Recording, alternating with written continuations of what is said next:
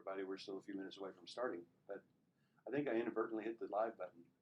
So, hello. Yeah, we are live. So just come on in and get settled. We'll start in a little while, about 7 minutes. And Glenn is not in his seat. I'm not. But Ramon is.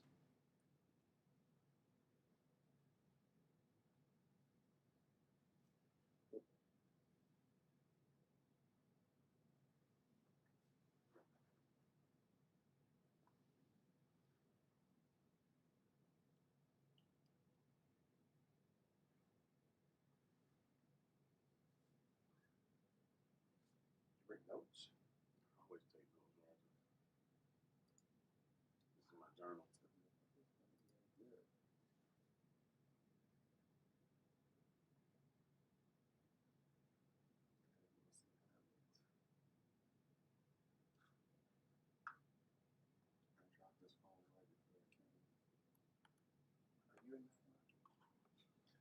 That's what we're doing on Facebook. I can't see Roger in it. That's all right. I took my glasses off. That's all right. If you get me in it, you're not going to be in.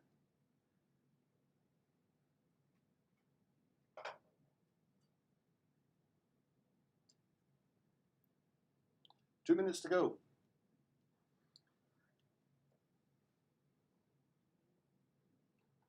So I was trying to do a fancy countdown timer, and instead I went live. So we're still going to give it a few minutes because we advertised the start time at 8 o'clock.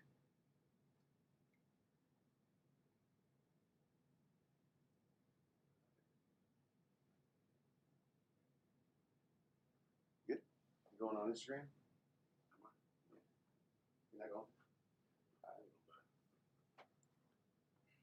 I will for a second. They don't get to see all that should have been here.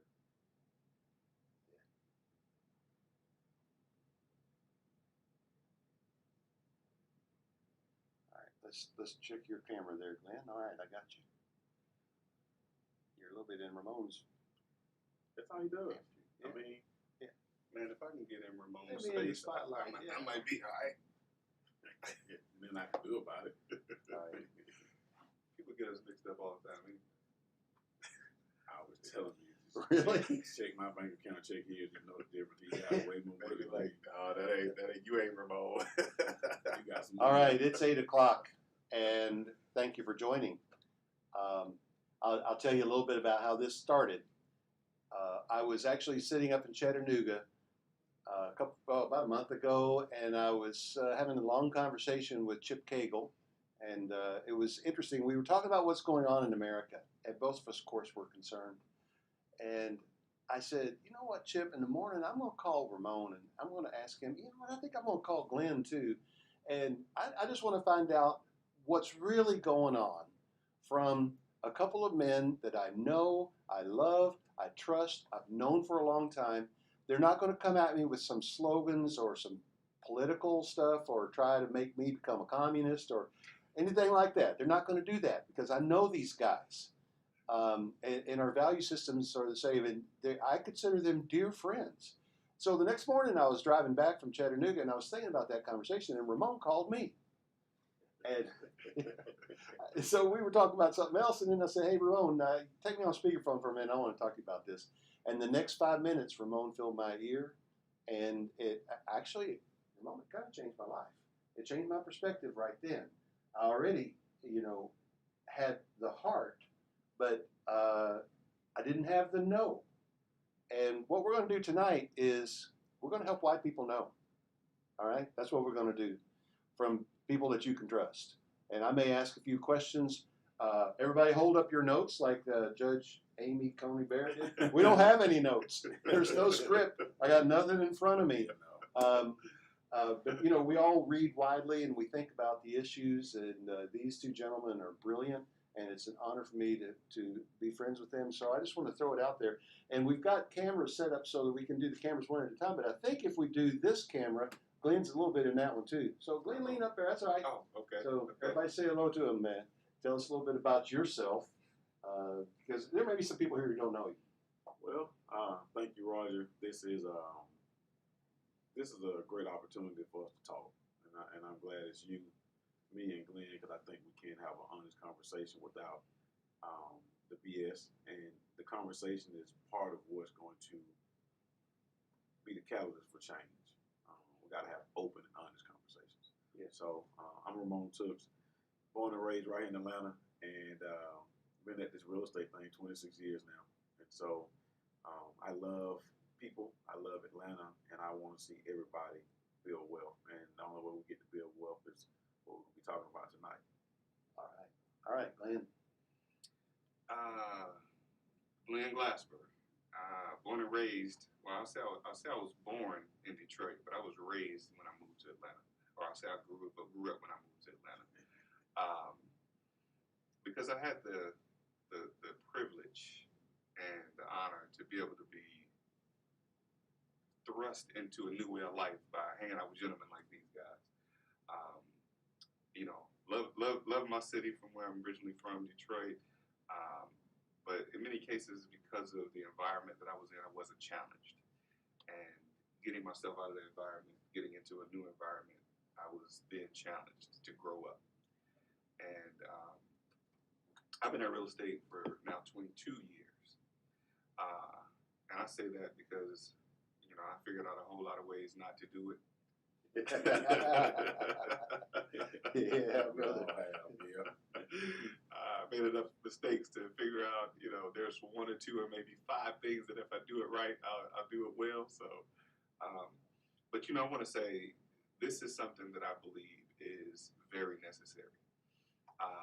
And of course, we probably won't bring world peace from this conversation tonight. But as you said, it's a catalyst, and I believe that every great thing that ever came out of anything began with a conversation.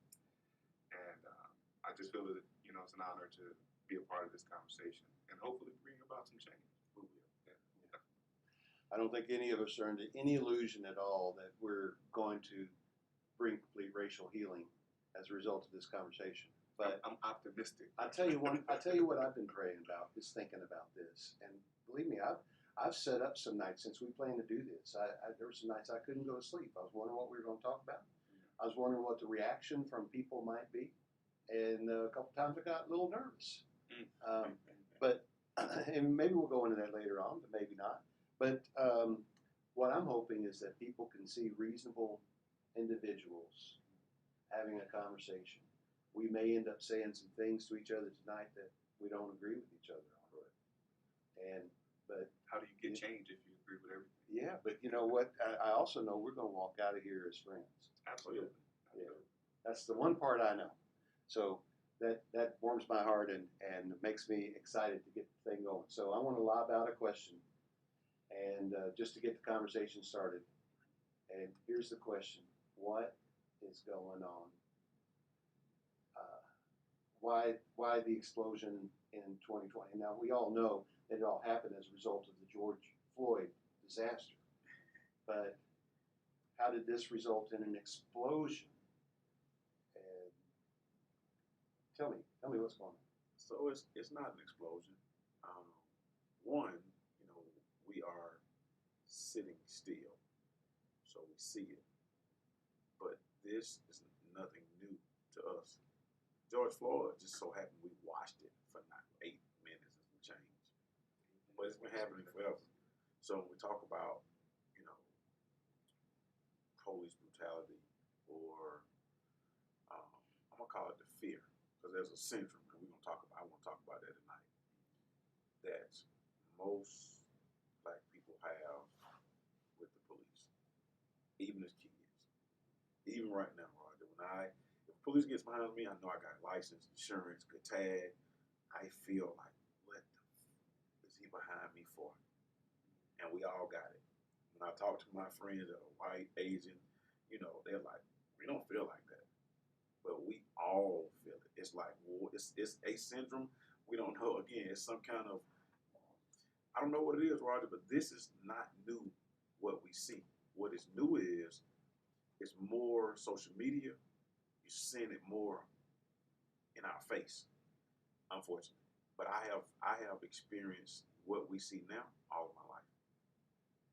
And it's that part right there is just the part that is a little bit eye-opening for someone like me. Because, well, first of all, I want to get one little housekeeping thing out of the way. All right, all we've heard all summer is Black Lives Matter, Black Lives Matter. One of the things, the little smart aleck in me has wondered, why don't we say African American lives matter? I know that doesn't quite roll off the tongue, but is it okay with you guys if it's just black and white? You know, I went to South Africa a few years ago and spent some time there, and man, what a model of racial healing Nelson Mandela brought after he became president. But it's just an acknowledgement. There's black, there's brown, and there's white. And so, anyway, you were going to answer. You were going to say something about that. Well, I mean, I want to start where you said what's going on. Oh yeah. But first of all, I want to know: is it okay? I want to be polite and respectful, but do you expect me to say African American or do you want to say black? No. That's what I want to know. I think, and that's an even deeper situation. I know. You know, and We can talk about that in one of these other conversations. Yeah. You know, one of the things that, as Black people, that's something we've been struggling with most of our lives: our identity. Right? We as Black people have been called so many things. We have gotten to a point of owning being Black, right? And I believe a great part of it is, in my opinion, because of how we've been identified as partial humans. It's been difficult for us to even consider ourselves American in some cases. So how can we be African American if we were known as, was it 3/5 of America? Why are we not just Americans? Right. That's the other thing. That's a whole other animal. And you know, the other thing that's silly about that to me is not all Africans are black. True. And not all black people are African. Absolutely. And so I remember watching the Olympics and watching the guy from Kenya win some long distance race, and the commentator felt compelled by political correctness to refer to him as an African American. Right. Well, I refer to him as anything at all. But all right, anyway, so that's okay. But you know, the thing is, I guess maybe I had a better upbringing. My daddy didn't say much. You know, I didn't have many conversations with my daddy, but my mama taught me to respect and love all people. And you know, I grew up in Louisville, Kentucky, and when I moved to Atlanta, I was surprised and taken aback that there is a racial charge here that I never experienced. And I've been here for 30 years, but I never experienced this growing up. And it could be because I just wasn't paying attention. You know, that could very well be. But this seems to be endemic to the American situation. It doesn't seem to affect Black people in England, although there was slavery in England, and there was in Canada as well. They got rid of it first, or earlier. But why is this an American thing? In my opinion, I don't think there was a document that was created that said that the people in England and places like that were not human. Oh, yeah, you're right. And, you know, and okay, so I know we're not here to talk about what white people think, but I will tell you this. But no, absolutely we are. I don't know. I don't know anyone. I don't know any white person personally. Now I know that they're out there, but I don't know anyone that wishes ill upon someone just because they're Black. So some of this, you know, is a little bit of a puzzle to me. But all right, let's hammer in on the police for just a minute, okay? Because that's one of the big issues of the summer. And do you think abolishing the police department is going to solve it? No, I don't do without them. I don't know what we would do without them. But I think. And I think Minneapolis is kind of revealing what they would do without them. Correct. I don't think it starts with the police department because they're regular people that are so happen to be police. It starts in the homes, in the hearts, in the minds of people. So no matter what, if we take them away, they're still the same people if they're going to do that. And that comes from. Oh, excuse me. Somebody is saying they can't hear. Okay. So let me put the headphones on and see what's going on here. Okay, talk. Can you hear me? Yeah, I hear you. Can you hear me? Yeah. Anybody not here? I don't know. Just get a little closer to your mics, I guess, guys. And Okay. Man, are you on social? Are you live? Okay. All right. Are you on Facebook? Yeah. are y'all gonna go live now? We was live. I'm live. All right. We got Joe Castaneda and Charlie Fowler. Eb, can you hear now? Eb Armstrong said can't hear.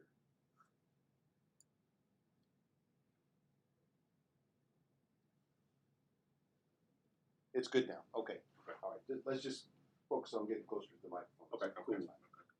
So the issue with the police department, I don't think it's with the police. I think it's with people. So even the firemen, if they were raised, if they have that same feeling, it's gonna be the same. Even the doctors, like, it's the people. It's not the position. Don't take away the police because, there's a, and I don't quote scriptures, but if the walls went up, the people that are inside the walls would be subject to a lot more things. And so those walls, which I'm gonna equate to the police, keep us safe. Like, who we call? Then we're just gonna be some lawless people shooting and doing whatever we want. Because if I didn't have the police, then I'm going to protect myself at all costs. Yeah. I don't have anybody to call, so I have to. So no, I don't think that's it. Defunding the police. I don't know if that's. I don't know enough about that. I don't even read into that. I just know we need them, but it needs to be something else done so that. All right, here's a question. Now, you talked about growing up being afraid of the police, but now, is it every time you see a cop car roll by, or is it mainly when you're about to be pulled over for something for nothing? When we see them. So, here's a crazy thing, and I know this is probably, for some people, this is probably as hard for them to fathom this. I was actually in the city maybe about 2 weeks ago. We were looking at houses, and the police just rolled up on us. And it was a black police officer, right? The black police officer, he just rolled up on us. Hey, what are y'all doing? I'm like, okay, I don't know how to answer this now, right? You would think automatically, I'm looking at houses. Would you ask anybody else that question? Turns out he was just curious. He wasn't asking to be interrogating. He was just curious because he's interested in what we do, because I had on a real life real estate investing shirt, so he was curious. But to have the first thought of what did I do wrong or what's happening just because the police roll up and ask that question, and then he's a black police officer. So you're thinking like, okay, what's going to happen? Am I going to get shot? Am I going to go to jail? Those are the things that unfortunately many of us, right, that's the first thought that we have. And turns out he was a cool guy. He was telling us that he was looking for somebody, a guy left a body in a hearse or something, got up and walked away. So we ended up cracking jokes together afterwards, but the first thought was, oh hell, what's going to happen? Yeah. Well, see, that's just, that is kind of foreign. I'm thinking back about having police officers roll up on me while I'm looking at houses. And sometimes I aggressively look at houses. You know what I mean? Yeah, we all do. Really? Somebody like with your feet sticking out the window. Yeah. They roll up as I'm coming out the door. Yeah, Obviously, exactly. abandoned house. But see, that's a whole nother. And I talk to my kids about it, and I think how people pass down traditions. One of the traditions that I think black people have passed down is fear of the police. Interesting. Wow. Yeah, that's a tradition. We pass it down. Our little kids. That's two things we do. I'm gonna say one thing is wrong. When they're doing something, we say we're gonna tell the police, right? But our fears, you can feel it in the car with us.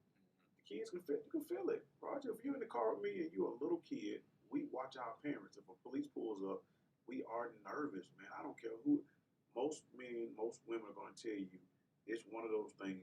And now it's almost like, if he flinches, do I shoot him? Like, I don't want to. I want to go home. Right. So but I say that we pass it down because I remember being in the car with my parents and older people, and it's the same thing 40 years ago.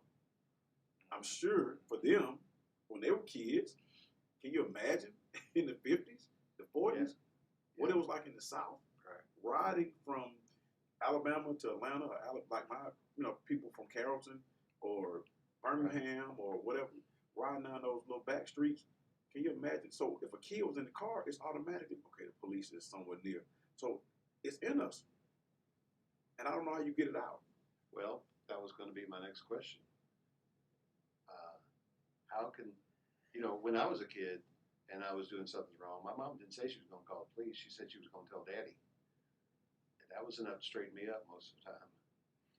Well, let me give you one more. Most of the time, the dad is not at home in our community because other systematic stuff. Because they probably went to jail for nothing. I mean, I won't say for nothing. Roger, when I say this thing goes deep, and one thing I'll say, I never make excuses, but it's stuff that we got to address. Now, how do you change that? I don't know, Roger. A lot of times we're not able to say, I'm going to tell Dad. Yeah, that's true. Yeah. I have to speak to that, though. And while historically that has been the case, I think, and I'll be honest, I think lately there's been more of an emphasis on fathers, like black fathers being present. And I think there's a lot more black fathers that are present nowadays than, I mean, look at you. You're a great father. Yeah. I look at things like that and the examples of what we see, I think more of that is now being seen. Now, in times past, that hasn't been the case. But I think I'll even equate it to maybe in the last decade, more and more fathers have been present. So while there is a presence of more fathers, we can be better examples for not just the people in our home, but the people in our community. Yes. However, that still doesn't take away, while we do, we're the Lord of our households, that doesn't take away that systemic fear that has already we've been inundated with because of past times. Now I'm one that I fix my mouth many times to say, if you don't do anything wrong, you don't have anything to worry about. However, and I think that's the case for me, but that's not the case for a lot of people. And we've seen examples of people who haven't done anything extremely wrong, who have been killed for less than selling loose cigarettes. Yeah. Well, one of the things that I'm struck by right now is just listening to you guys, because one of the things I've been wondering about, there's an awful lot to lay at the feet of the white community and the way some people are brought up. But I've wondered if if some of the blame doesn't go both ways, and you just basically agreed with me that, well, none of us are perfect, right? And I think everybody's probably doing the best they can to get along. But personal responsibility, I think, is a huge first step. And but let's talk a little bit more about the fatherhood issue, because, well, I'm going to let you have a peek of how white people think right here. Mm-hmm. All right, I'll put the camera back on me for a second. I had a Section 8 house in Riverdale when I first started investing in real estate. And the young lady that lived there, I never really thought about it too much, but she was half black, half Puerto Rican, which meant that she was fiery. You think that's a stereotypical thing? Boy, she was. And she would get a job, and so they would reduce her Section 8 voucher, and she'd keep that job about 2 months. And she'd have some blow up at work, and then she'd lose that job, and so she'd be back on full voucher. And whenever she had a job and they reduced her voucher, I had trouble collecting the rent. And then one day she called me she said there was a problem with the side door. And so I got in my pickup truck and put my toolbox in it. I wasn't going to hire a handyman to fix the sagging hinge or something like that. So I drove over to the house, and I hadn't been there probably in 6 months. And there's an Infiniti Q45 sitting in the driveway. And I thought, wow. I wonder whose car that is. So I went inside, and there was a man in there. And I said, well, hi, I'm Roger. He said, I'm whatever his name was. And I said, are you staying here? He said, yeah, she's my girlfriend. We staying together. And I fixed the door, and I drove off thinking to myself, man, I would like for someone to pay my mortgage so I could drive an Infiniti 245. I was driving a beat up 93 Ford red pickup.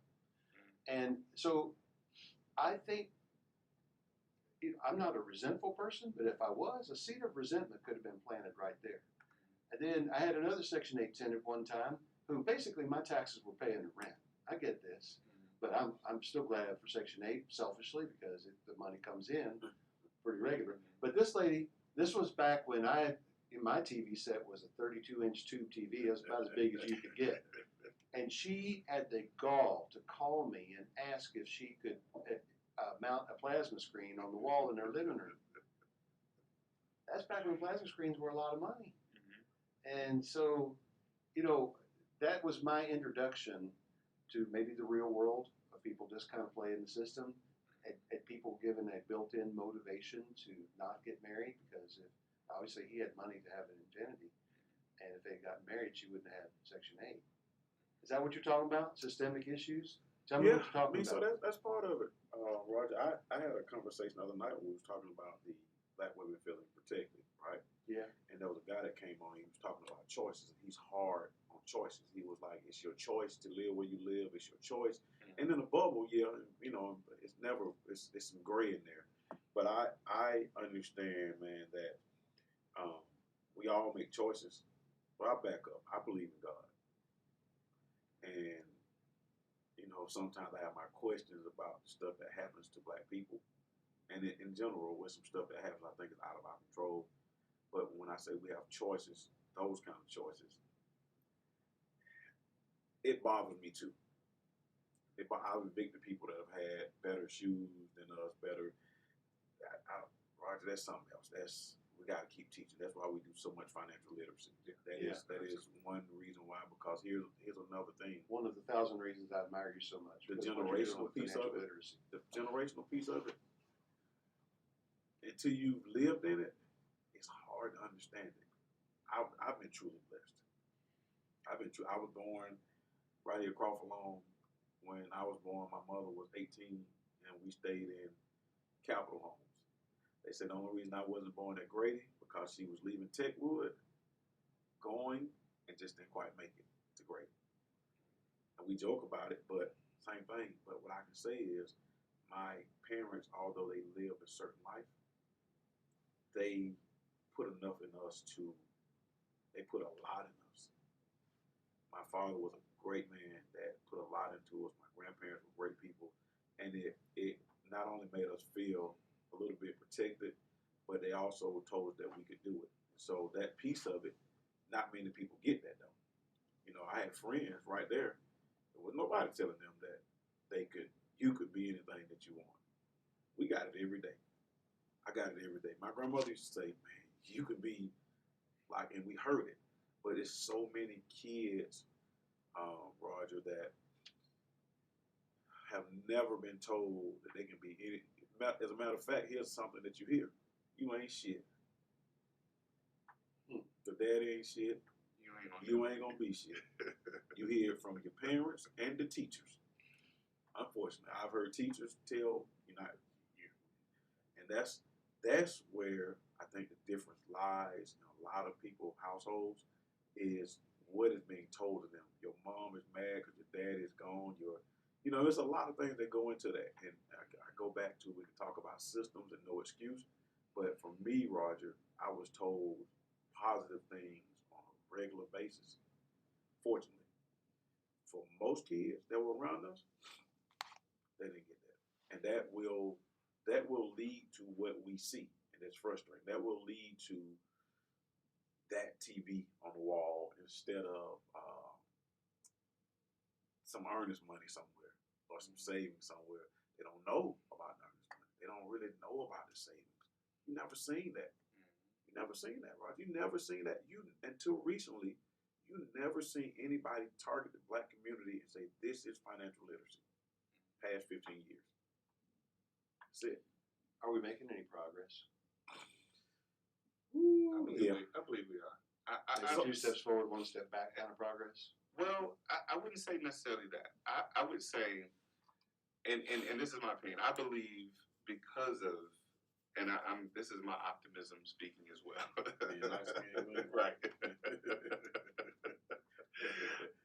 believe where in times past there wasn't, and I'm actually going to fix this a little bit. I would say there wasn't an open display of access to information. While the information has always been there, and it's always been readily available in many cases, I believe now because of the open display of access, because of the internet, there's tons and tons of information. YouTube, Google, tons and tons of information that people can access right at their fingertips to even, if not even, become financially sound, they can at least have some idea of the possibility of financial literacy. Does everybody take advantage of it? No. That's where the lack is. But the awareness is what's helping with the progress, I'll say. I believe because of the awareness of it, maybe not everybody grasped it initially. Like, okay, I heard them saying, about this business that you can pay a couple $100 to get into, and I can become a millionaire. Oh, that's a scam. But that awareness of even the possibility of that is still there. So maybe the first time they hear it, it doesn't sound like it's something that makes sense. But that fifth or sixth time around, and people are still talking about, yeah, I made money with those things, and I'm doing well.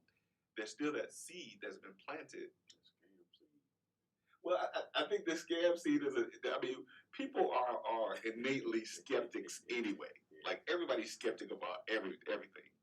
But I think that's because the miseducation, and what I've come to understand, and even when I didn't have it, the $200, at a time when I didn't have it, I wasn't certain that this $200 was going to be the thing to take me to the promised land, but I was aware of the possibility, right? There was a thing that I got involved with 7 or 8 years ago. I think it was, probably 9 years ago now. I think it was like $249. And I told my wife, I said, we're not going to pay the light bill because we're going to join this thing for $249. Right. Did it involve soap? No. But what I say was, now for 9 months I didn't make any money because I didn't do what I was supposed to do. I'll be honest. There you go. And that's really the biggest thing. I didn't do what I was supposed to do.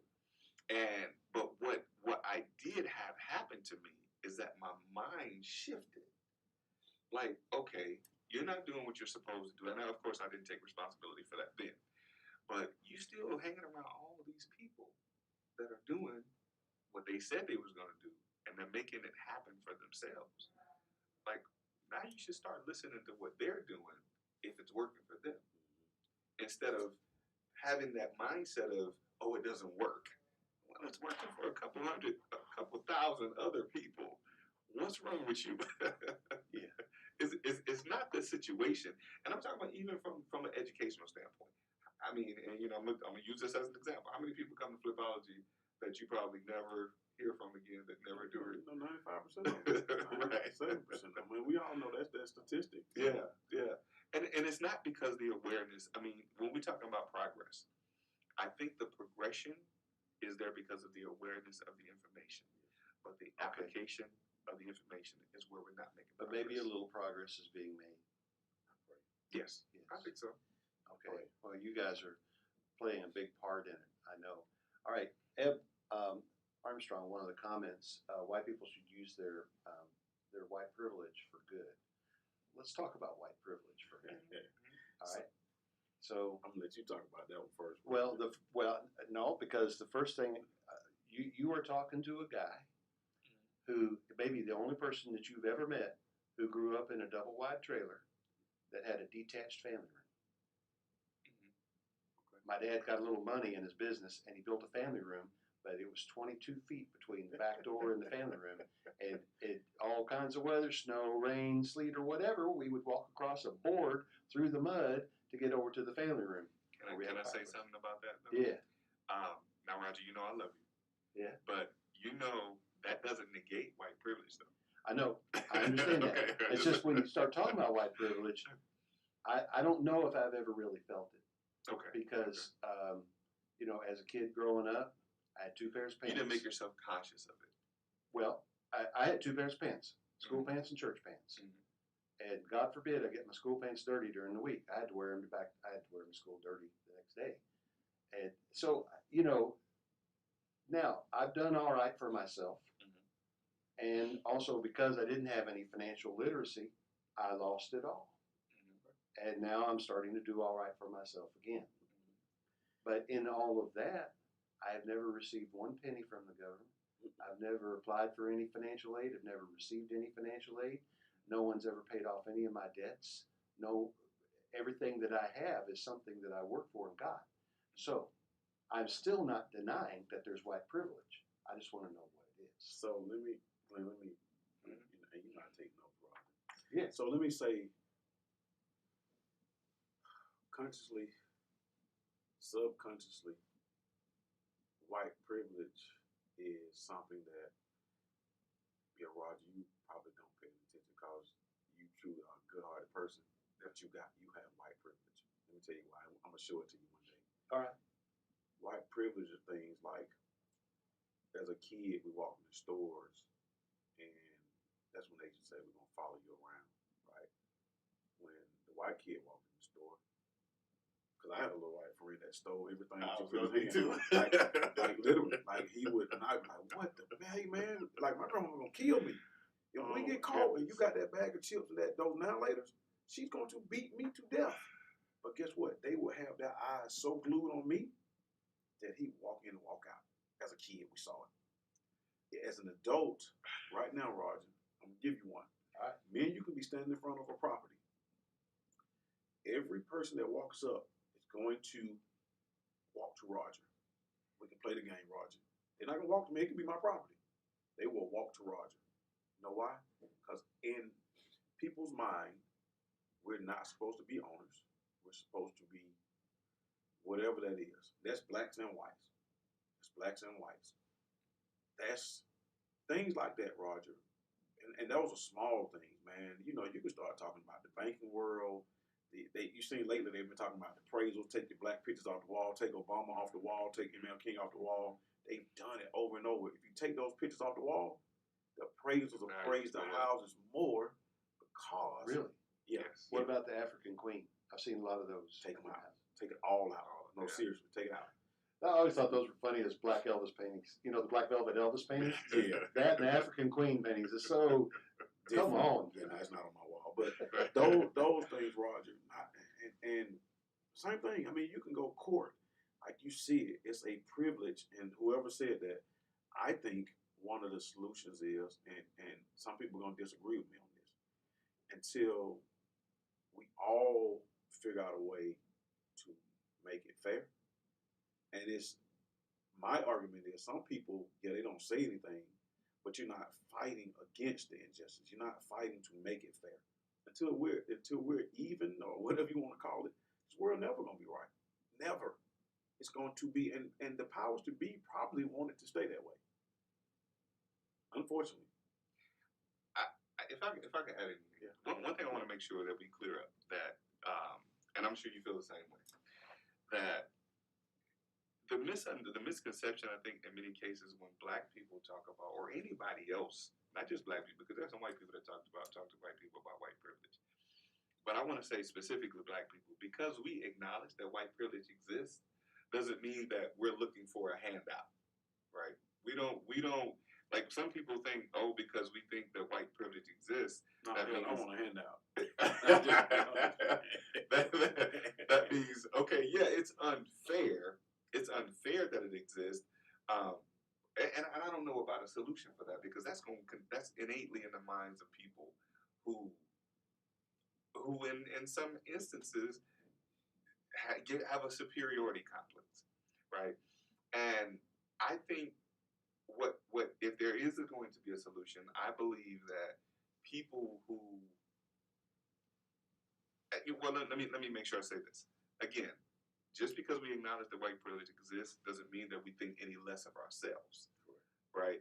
There is some very minuscule black privilege amongst black people. You know, sometimes I've felt that here in Atlanta. It's I a felt small. like blacks have an advantage here. I don't know about an advantage. Not an advantage. Not an advantage. No, there's a small privilege amongst black people, but the overwhelming majority of privilege is white folks. And here's the reason why. Now, white privilege isn't just that you have more than me or you can get more than me. It's the unconsciousness where if you step in the elevator with a little old white lady, hi, you are the protector, right? If I step in the elevator with a little old white lady, especially if I got on sweatpants and a sweat hood, I'm the aggressor or I'm an offender, right? And I find this is another thing. This is another thing that's crazy. That's a very good point. Yeah. Yeah. I went into Einstein. I probably shouldn't say the name of the place, but I went to the bagel place the other day. I said it already. Yeah. They messed up my order.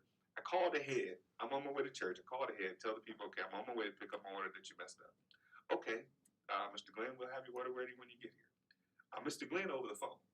I come in there. I'm in a suit. I'm figure that. You know how to wear a suit, brother. I didn't know that. I'm thinking I'm kind of clean. I'm on with a church, so I'm dressed up on purpose. So I'm standing there. I'm the only black guy in there. I'm watching, people come in and leave. Order, come in and leave. I'm standing there. I'm not gonna make a fuss. I'm just observing. I'm late for church already, but I'm just observing to see how long this is gonna happen. I went to the young man again. I said, "Sir, they still haven't got my order." He said, "Oh, they're making it. It's coming right up." I said, "Okay." I stood over there and watched. Nobody was making my order because I knew my order was different from everyone else's. So I'm thinking, okay, maybe they need to go and grow the avocados in the back. Benefit of the doubt. But I watched all these people come in and leave, and I asked the manager. I said, "What happened?" And he said, "Oh, we don't know what happened. We got busy, and it's busy." I'm like, "Well, all of the other people came in after me, and I called ahead. How can you explain that to me?" And I'm not one to say anything is. While there are racial issues, I don't feel, in many cases, at a disadvantage because I'm going to bust my behind to get ahead as much as I possibly can. I'm not going to allow the advantage of anyone else, white or black, to be the cause of me saying, "Oh, woe is me," right? In my household, in my mind, I'm not limited because I trust God, right? And my God is not black or white, right? So I don't feel like I'm limited, but it's hard to miss certain situations, if that makes sense. White privilege, black privilege, I don't know, but I'm like, it's kind of odd that these situations continue to happen. But let me say something about the Roger. I'm gonna touch on Atlanta black privilege. It is not a privilege; it's just close to some equality. So it's not a privilege; it's a majority. It's when I say it's some equality here because that mayor seat, because the people built a strong foundation here. But I think it's going to not be here in 20 years. Really? Why do you think that? The demographics of the city is changing. I don't feel like it's going to be a black person in power of that city, in that city seat, in 20 years. You seriously think that? The mayor? I am surprised to hear this. Is it because of gentrification? Part of it. It's just a change of demographics. The black people that were strong, black people that voted, that cared, that fought, they're dying off. There is no new leader, not to in my eyes. I don't know, people get upset when I say that. It's the truth, though. So that's one thing. I would vote for Ramon Tookes for mayor. I know I was going to run one time when I was a kid, when I went and got my law degree, but I'm too old now. No, you're not. You're too old. Yeah, I'm too old. And I'm single. I'm like a real bachelor. Like, it's, Roger, no. Honestly, when I was a kid, that's what I used to say. I'm going to be the mayor of Atlanta. Maynard was like an idol.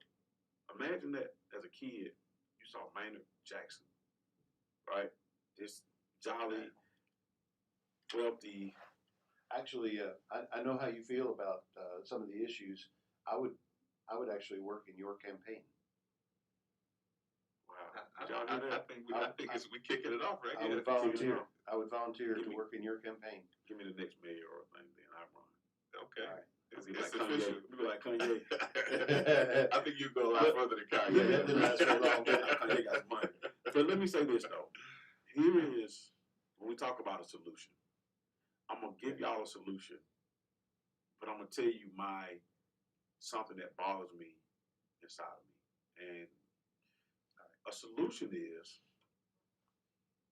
somebody's gonna have to give up something so that somebody else gets equality, right? So white people are going to have to give up something so that black people get equality, or Hispanics or whoever, right? Because I really, in my heart, feel like we should all be equal. That's not the world way, y'all, right? We know that. But a lot of people are afraid, if they say it or not, white people, if black people got here, there's going to be some kind of punishment, right? And I talk to people when I say this, right? Yeah, no, I've seen that. Like we are mean people, and black people by nature, even though the media said we're rough, we're criminals, we are this, are very forgiving. And I'm gonna give you some examples of that. Just South Africa is one great example. No, America. We are forgiving and forgetful, whichever one you can confuse them. But when things happen to us, in 2 weeks, we forgive or forget. It takes something. We forgot about George Floyd already. We forgot as a people. There is no all over social media. Until something else happens, we don't think about it. We should still be on Trayvon. Like if we were some evil people, Zimmerman is not supposed to be on this face of the earth. I mean, and that's the honest God truth. You go from person to person. We had actually forgotten about Aubrey, the guy down in South Georgia, until George Floyd hit. Remember, it was dying down. You really forgot about Breonna right now. You see a couple people talk about it. That's wrong. So people have to understand, man, we are innately forgiving, praying people. But in order for it to be some kind of equality, true equality, somebody's going to have to give up something. And most people, although they won't say it, are afraid to give up that something. What is it? So here's the thing. One, the government's going to have to do something. Should there be a reparation or something? I don't mean this $600 check that they're sending out. And I don't mean 40 acres and a mule. I think there should be, I've heard people talk about the college education or higher education for free, right? I've heard, and I'm just throwing out things, right? I think, one, there should be some free mental health care for African American, for black people. Free. Like, let's go get a couple of weeks. In our minds, for hundreds of years, there has been mental abuse. It has to be the physical. Take the slavery away. The mental part of what people saw is much, you can endure the physical part of it, but the mental and the spiritual side of the mental side of it, that's that's hard to get over. And so I think that when we talk about equality, Roger, most people won't sit at this table. They won't. They don't want to eat because it's some bad stuff. And so I think we got to figure out what you give up. And I'm gonna tell you why it's a conflict with me. So, and I'm gonna be honest. I'm selling houses. My real estate agents don't know this, but when somebody makes an offer, I look and see what color they are. Sometimes I have, and I've had a. I'm saying I did. I have. I mean, we're being honest. Yeah. Well, but sometimes you can tell by the name. Yeah, sometimes. But here's why I say this. But you don't discriminate. You treat everybody fairly, though. I do. But here's the thing, though. Something's gonna have to be given. There's no way for us to ever be equal. I don't care how hard Glenn works. I don't care how hard I work. There is no way for us to ever gain ground to have the same kind of net worth as a people as white people, unless somebody give up something. We can't outwork that. You can't outwork 300-400 years. The time don't stop. It's already you started in a race. You started on lap 15, and I started on lap 1. I'm not that fast. I'm not going to catch up. What is that, Roger? I don't know. Somebody got to give up something. That's what I'm saying. If you got to give up something, or something got to be just given.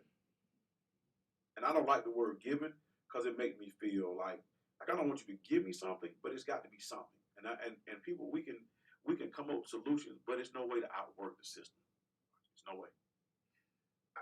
I don't. I hear what you're saying about somebody having to give up something, but I don't know if there's anything that is specifically tangible that would. I think what you said about free mental health. Yeah. I think I've never heard that before. I would say, and I'm inclined to agree. I believe 80% of Black folks' problems would be solved if more of us would go and seek mental health. Not be able to afford it though. It needs to be. That I think that would free mental health would would they probably. You got. That's the other one. You know why? I think it was easily accessible if more people would go. I'm gonna tell you something. I'm gonna say this. You know that as a kid, we were told that was a sign of you crazy or weak in That's the what I Black was household, right? Mm-hmm. And I remember saying, Yeah. when I finally went myself 3 years ago, it was like me going to sit in the spa. I used to go down in Buckhead and sit in the spa, right? Every Friday, I would go to Spa Sedale, go buy me a bottle of cologne, right? And just relax. When I went to get counseling, I felt so amazing. And I do my best to go on a regular basis, just like I do with a massage, because it does help to be able to get things out. It does help to be able to discover, why am I feeling like this? Because there's some things that I discovered recently, because I was feeling tired and bogged down. This is the past month. And when I went, we hit something on the head, and I was like, God, light bulb went off.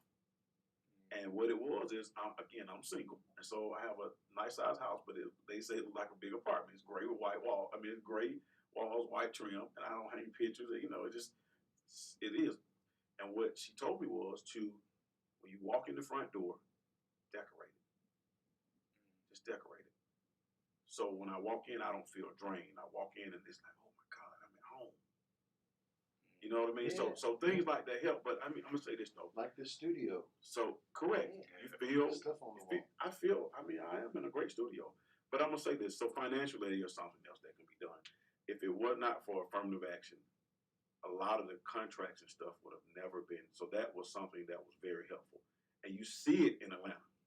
You see it. You see. You see a lot of examples of it from Mr. Herman Russell, the Russell family, but a lot of other folks that help at least a group of folks go to another level. So it's something else. And maybe I'm not financially brilliant enough to figure out what that is. So I would say somebody has to give up something. Like the government's gonna have to make something happen where it causes an equalizer. I feel like Glenn was in the middle of a statement. Well, no. I mean, the only thing that I think about, because I'm trying to wrap my head around this somebody giving up something. The only thing that I think, and this is where accountability and responsibility comes into play. I look at a lot of the things that a majority, I would say, a lot of our issues have, in many cases, become self-imposed, and they've become self-imposed because of our mental condition. Our mental condition has been made in a way. I mean, we talked about our identity, our religion, and understanding who we really are. That's been lost for generations. While many of us try to figure it out and find out who we truly are as human beings, first and then Americans, has been lost in translation in so many generations.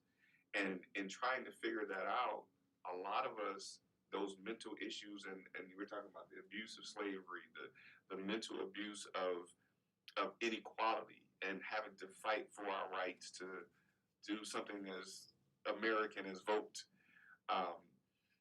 Those things, when we hear those stories, I mean, I know for me, I was just listening to some not too long ago, that it was just 50 years ago that Black people couldn't vote. We're talking like it's 2020. Like I'm almost 50. Like right before I was born, Black people couldn't vote. Like right before I was born. Civil Rights Act was 1968. 65.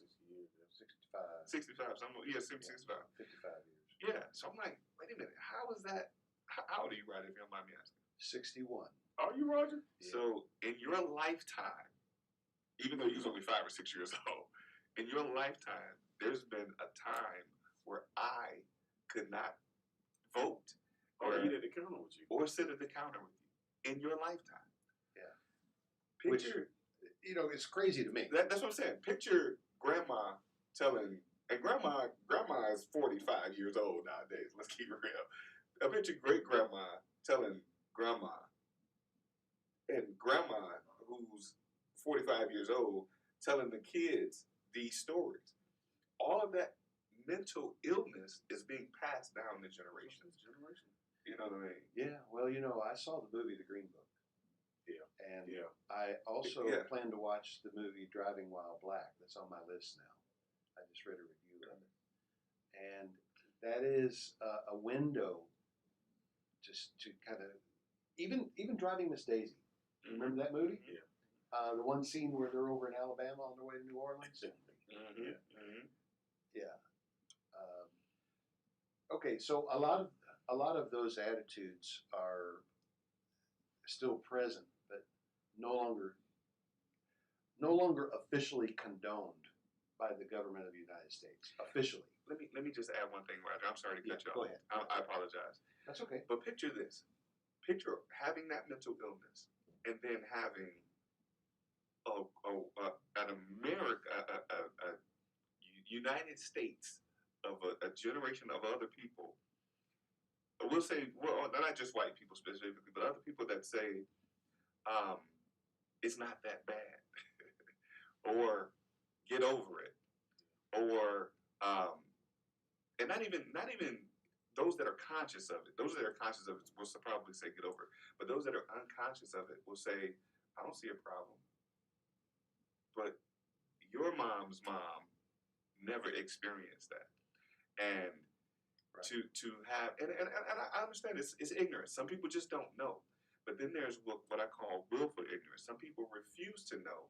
When I say to you, and I'll keep it real, I've seen some of my white friends post things on social media, and they've openly stated that they didn't know that these problems existed. But they'll still pour fuel on the fire of what is causing an issue for me. But you're my friend. And that's one of the reasons that some white people won't say anything, because they don't want to say the wrong thing. It's not about the right or wrong thing to say. Just if you Well, know yeah. that there's something that's hurting me, and you're my friend, and while it's not physically paining me, like I'm not being hit over the head, and it's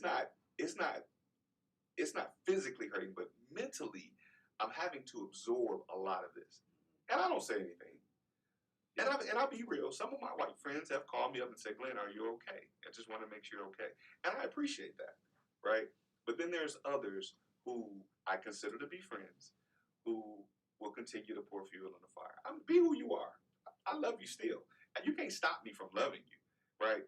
But I see something bigger in you than what you might not consider to be hate. Yeah. You might not see it as hate, but it is. So some people, what I'm trying to say is some people have found out that saying what seemed to them to be something innocuous is actually hurtful. Yes. And that's why a lot of white people, out of a desire to not hurt, just retreat and don't say anything, because, one little thing could set somebody off, and we don't want to set anybody off. All right, now we're almost out of time. Can I touch that one, Roger? Please give me. Of course, Right. we're almost out of time, and there's a couple of things I want to follow up with. We're But go out ahead. of time? Yeah. Yeah, So we've been here an hour. So here's So what I want. we have known all along this is going to be more than one Yeah, conversation. so here's what I want to say about that, not saying anything. My dad used to constantly tell us, you're part of the problem or you're part of the solution. If I saw a lady being beat on the street, I'm going to put myself in danger, and we're going to stop that. Yeah. Right? It's the same thing. People sit back and watch black people as a whole continue to be beat. It's no different right now than it was. It's a different kind of beating, but kind of sort of than it was 60, 70, 80 years ago. Fortunately, we're in Atlanta. That's why I feel so strong. Outside of Atlanta, it starts to get real funny. Roger, again, another one outside of Atlanta.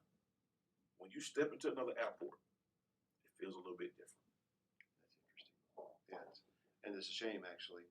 All right, so I did want to bring up the subject of Black Lives Matter. Okay. But we might need to save that for next time because I want to be mindful of everyone's time, and an hour is long enough to go. But I want to go back to this idea about giving something. You guys don't know this, but I have a book coming out called Stop Being Poor. Okay. And it's a book on mindset. And it's about the poverty mindset. It's not a long book. You'll be able to read it in an evening. But I've done, you probably don't know this either, but I worked for several years for an organization called Scripture Union out of Philadelphia, which has it's based in England actually, but the charity has movements, what we call them, in 128 countries. And part of my role there was to coordinate the charitable giving to all of the countries around the world. That money was coming out of the U.S. and going to other movements in the developing nations. And we were really engaged with what was going on in Rwanda and the atrocities there. And all of our staffers in Rwanda were killed during that time. And a lot of things. But, one of the things that I started to observe was the more we hand out, the more hands are out. And our good intentions actually creates dependency. So I started reading, and I read deeply. I read a book called The Tragedy of American Compassion. I read many other books on poverty and the cause and the cure, and the patriarchalism that has contributed to some of the dependency and some it's exacerbated problems on the African continent. So I'm telling you all that to tell you I'm coming from a deep sense of awareness of the issues of poverty to say I'm not sure giving people something is going to help them. That's why I don't think just giving, especially giving money. But here's what I'll put the camera back on me for a second. Here's what I went to South Africa to do. I went over there to work with a white guy who was working on the edge of a township, and what we were doing, he was helping people out of the it was terrible, awful living conditions in this township. We were building homes. He had purchased property with donated money around the outskirts of this, and we were building homes for the people to come, but the people that were coming had to pay for them. And how did they pay for them? He gave them jobs. He gave them training. He showed them what to do. He turned all the men into construction workers and then made them supervisors for the dumb Americans coming over to lay bricks to build these houses. They were the ones mixing the mortar and doing all the things that took a little bit of skill to do. And then the ladies, he had them doing things that they could do, all of them earning money from his ministry. And also they were selling some of the products so that they could pay, it wasn't a lot, but they could pay for this place to live where they could have running water. That I thought was a beautiful model. Now, I don't know. I'm not trying to come up with any way of translating that here in America. But the other thing that I know, and this may be a little bit of challenge, maybe kind of challenging, Black Americans are no better off in terms of the poverty rate than they were before we started welfare. In some ways, the stats say It's worse. worse. We're worse. Yeah, we're worse. So I'm not convinced that giving money and actually taking it from me at the force of a gun and giving it, I'm not sure that's helping. I agree. But also, I really wish I knew what would help. Education and mental illness help. So it's got to be. So here's the thing. It's got to be educating everybody. All right. I know that when we first started talking about this, Ramon, you wanted to talk about wealth building. So I don't know when, but we'll pick a time. And, the holidays are upon us, and it's going to get busy, but this is probably important enough for us to come back together sometime in the next 30 days. And let's talk about some of these other things, because I don't know a single person who would say that Black lives don't matter. But there is so much about the Black Lives Matter movement I can't get on board with. as a movement, as an organization. It troubles me. As an organization, I agree, because Well, I've studied the organization. That's all I need But to as hear, a brother. movement, in and of itself, um, because when I first, I mean, I'll be honest, when I first heard it years ago, I'm like, Black Lives Matter, I can't rock with that. Black people got to think Black Lives Matter first. But as a, Oh yeah, because you know what white people are saying. Do blacks care about all the blacks that are killed in Chicago every weekend? that was my mindset initially. Okay. And I won't say that all of that is gone. I still think like, yo, black people still need to take responsibility. I'm still on that. However, the other side of that is, it's somebody. I'm trying to not use the word offended. I'm offended that we got to tell people that we matter. You're right. That's a very good point. You know what I mean? I mean, and that's the thing. When someone says, and I get it. Everybody, I'm a Christian. I believe all lives matter. Yes. I'm taught to love no matter what. That's what the word that I read teaches me, to love. And I think there's a thing there where people miss it when somebody says, "My house is on fire." My house is on fire, and the fire department comes down to start spraying everybody's house on the block. But my house is on fire. So when you tell me all lives matter, it's equated to you coming spraying every house on the block just because there's a house on fire on the block. But the house that's on fire on the block is not the one that's being sprayed, because the attention is being taken away from the one that is having the biggest issue. The biggest issue is the one that's on fire. So does it mean that these other houses don't matter because I turned the hose on this house that's on fire? No. Yeah. But this house is on fire. Let's get this one out, and then we'll take care of the rest of it. That's a good perspective.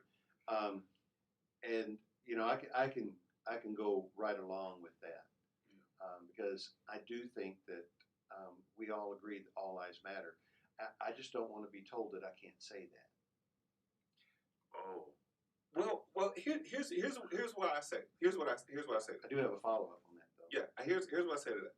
I get it, and it's okay for you to say it. Oh, with you, right? But in some people's minds, when you say that negates the matter of the movement. Back on all the houses on the block. Right. And I do get you. And the other thing that I wanted to follow up with is just by, so much of what you're learning in counseling is messaging. And so much of our mental health has to do with self-messaging. What are we telling ourselves? So if we can get the message out there that Black Lives Matter, forget the communist origins and the destruction of the nuclear family that's behind this so-called Black Lives Matter organization. People ain't paying attention to that. They need to watch that. Yes. And I'm not saying we should forget it, forget that that's what they're about. But let's just ignore that part and just make the statement that Black Lives Matter and repeat it until black people believe it. You know what? As you said that, I agree. Yeah. I agree. Yeah. I agree. And here's the thing. In the minds, I gotta say this, Roger. Say it, man. And don't jump on me in the parking lot for saying this, brother. I probably will, but go ahead. Hey, listen, if I see damage happening, I'm going to jump in. In the minds, okay, let me, and I'm gonna take it here. I love my folk, but I'm gonna say this. We keep it at 100, right? We have to.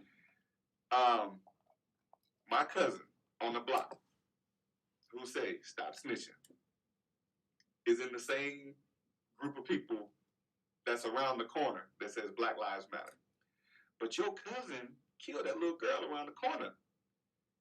Did that little girl's life matter enough for you to go and say, look, cuz, you got to go do something about this? That wasn't right.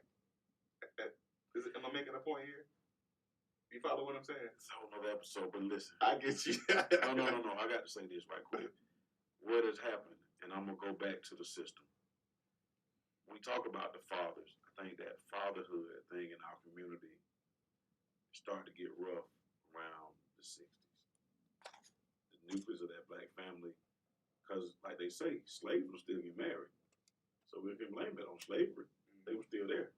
So it's systematic around it. When you start talking about that, Glenn, there was a time where it was against the rules in the neighborhood for the older dudes to let the little kids do wrong.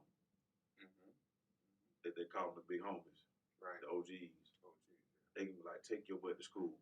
You're not getting this. You know. So at some point it shifted, but it shifted. I'm gonna give y'all a big shift. The 80s was the second wave to destroy our families. And those people that went to prison in the 80s had babies that were the 2000 babies that are having babies now. So it's 3 generations in the past 20 years have totally been damaged. And that's when we start talking about what they should be doing. They didn't know any better. There was nobody to tell them that they knew any better. And we can talk about things like the crack epidemic and some other things that totally probably was worse than Jim Crow, probably worse than, because you did it in a matter of 7 years where your mom and dad was both on drugs, your mom was on drugs, your dad went to prison. You totally took away the black household in most urban communities. And I did a paper about it at Georgia State, Roger. It's bigger than what we make it seem, because you remember the crack was not an epidemic until it hit the white communities. It was okay. The opioid crisis wasn't an epidemic. Yeah, it wasn't, right? And when I'm saying this because we started talking about the black family. But if you take away 2 million men, what do you expect that 10-year-old son to do? His mother out there are not able to take care of the kids, but she is. Now he has to do something illegal at 10 to 13 to 15 years old. No matter that black and white thing is great. I'm 13, I'm hungry. Mama sold the food stamps. That's when, remember, I had the books. Mama already done sold the food stamps. I got a little brother at home that's hungry. I'm going to sell crack. I'm going to pick up a pistol. Now, I know it's hard. I cut grass at 12. Yeah, but and I fed my little brother. You're rare. Yeah. It's rare. Yeah. Here's the thing. He might have cut grass, but when I'm sitting in the middle of it, it's different. And I'm not saying that you're not correct, because that is what many people were left to. Me, and I don't just mean crack either. I'm just but for me, and I'm speaking for me, and maybe a couple other people that I know. My dad was always present, but he wasn't in the household. My father was alcoholic, but he wasn't present. Great dude, great man, still a great man, but he wasn't present, and that my mom actually played a big role in his absence. Okay, every time he came around, she made him leave. Because I think, keeping it real, I mean, if we're going to tell the truth, I think it was because she thought that the welfare would be affected. If he came around, he tried to stay in the house. That's a whole nother. The welfare would be That's a different one. Yeah. I mean, because you know why that's a different one. Right? You know why? I think. You get this apartment, but no man can come here. Right. And my mom was conscious of that. And she like, no, don't come over here. Not even if you bring anything. So, and my father tried. He tried all that. But for me, I don't know. I mean, I got to say nothing but the grace of God. But because I saw situations in our household where we was eating rice for breakfast, lunch, and dinner. That's the only because we went to the food bank and got the big bag of rice. So our version of rice was pinto beans. I'm so sick of pinto beans, I'm never eating them again. Pinto beans on top of rice and cornbread, you got you a good meal. Yeah, we didn't. But for some reason, we didn't have rice. So pinto beans and cornbread a lot. I took my father's lawnmower. I walked the neighborhoods and cut grass, and I made like $300 a week. I bought my school clothes. I paid for me and my son, my brother's food. But it was that made me have a little more pride in what I was doing. And I won't ever say that I didn't attempt to sell drugs. I attempted it, and it never worked for me. Like I was, my big homie came to bring me my drugs, and I wasn't at home. Someone cut grass. Cutting grass instead of selling grass. This is my crack opportunity. It's a lot of issues, and again, I think we start with the mental piece of it. It's a right? major piece. But I mean the mental piece and education of all people, because it's a Roger. Let me say this. I want you to take this the right way. Okay. You are different. You are, Roger. You're different. I've always known that about you, Roger. Yeah, you're different. Because I hope you mean it in a good way. Absolutely. I've been told I was a weirdo many times. No. When I say you're different, Roger, you always lead with love, and your spirit is totally different than a lot of people. It's a lot of people, and so Roger, let me tell you about me. I'm not Glenn. So Glenn is very loving, caring, and I am too, to a sense. I've often thought of you as a pastor of all those people that come to your course. Yeah, I am. I was feeling some kind of way for a minute. He is. I'm not very forgiving and have not been very forgiving of even myself, but some of the BS that we've encountered in this immediate circle, I deal with it two ways. One is I'm going to lash out at you, or two, I'm going to ignore you, like totally ignore you, and we will not be able to sit in the same room. We won't talk about people, specific people, but I'm not very forgiving of BS. I have a BS meter that goes off, and it goes off quickly. And I sometimes stay in. Like most people couldn't get me to come sit at the table with them. It took you to ask that. Because I'm telling you, it's a different feel. It's a different feel. And so I will say, I've been told that I'm mean to some people. There's an organization right now that delivered a message to me, and I delivered a message back, and I think they got the picture, because my messages were very clear about how I feel, right? Because I'm a genuine person. If I love you, I love you. If I feel comfortable with you, I'm comfortable with you. If I feel that you're not right, if I tell you not right, I may tell you in the wrong way. So I appreciate you, and I appreciate this conversation, because maybe the education of all of us, white, black, Asian, the whole thing, we begin to really not blaming anybody at this point, is come up with solutions. And I think mentally, it's the mental piece of it, because all of us are affected mentally by this. I know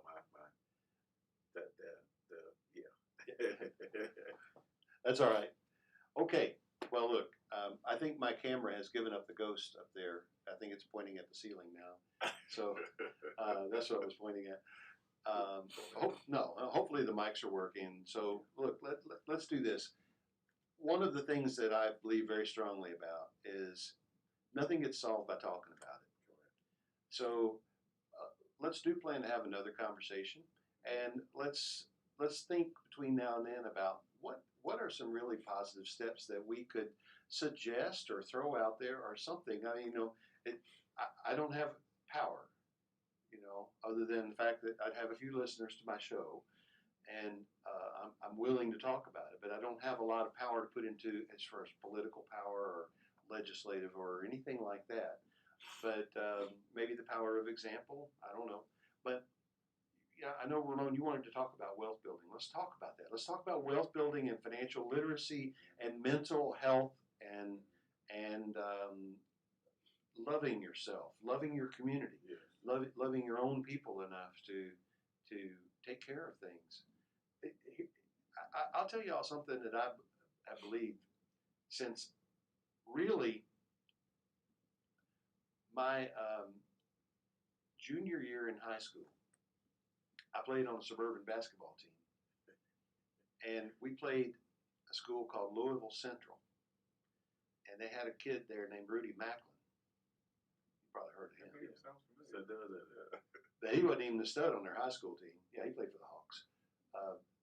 This stud was a 6'10" guy. I was the biggest guy we had at 6'5".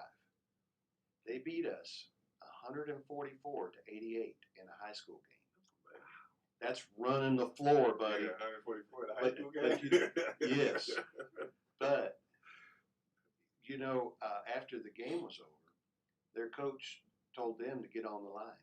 And they started running sprints because they gave up 88 points to us. And they were still running sprints when we came out of the locker room. Wow. But it was crazy, man. But here's from that time, and then I went on and played college sports. What I encountered were black individuals that were better than me at almost anything. I wish I was as smart as Ramon. I wish I was as handsome as Glenn.